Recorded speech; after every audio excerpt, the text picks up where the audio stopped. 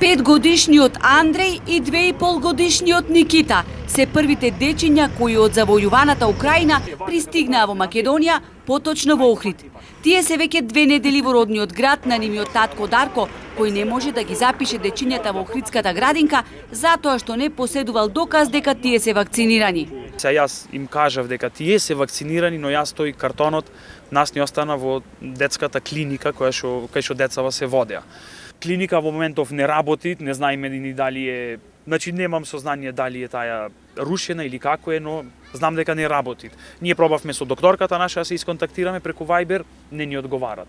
Од опустошениот Харков, каде што живеевме, едвам спасивме жива глава. Немавме време да одиме по вакциналните картони на децата, кои таму одеа во градинка. Ако не беа вакцинирани, нити во тамошните градинки не ќе ги примеа, вели Дарко, разочаран од правните бариери кои се чини дека само кај нас се пречка за да се згрижат децата кои доаѓаат од војното жариште. Други земји, јас како што знам, например, за Полска, ето, имаме наши познаници, ги земете одма во градинка, значи во школо, тие што се потребни, исто во Италија, и од моиве колеги исто сега заминаја жените нивни во Португалија, и одма кажаа дека ќе бидат згрижени во градинка децата нивни, и Хрватска, како што слушнав дека нуди одма и сместување за родителите, и сместување за децата, им нуди, дури и работни визи давале за родителите таму на 1 година.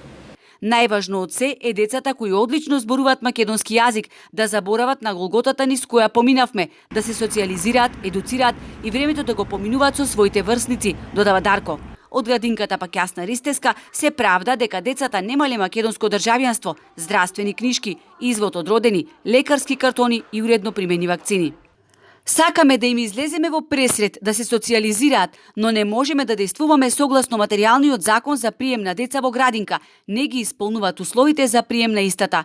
Од таа причина бараме од ресорното министерство како да постапиме со нив и што потоа. Ова не е единствената препрека со која се соочи Дарко Кипаризовски кога стапна на македонско тло. Додека непознати луѓе ги згрижувале во Романија, Молдавија и Бугарија без да платат по 6-дневно патување и 2500 километри кои го делеа од Охрид, кога стигнал на македонска граница, им барале да платат 50 евра за зелен картон на сите кои во тој момент доаѓале од Украина.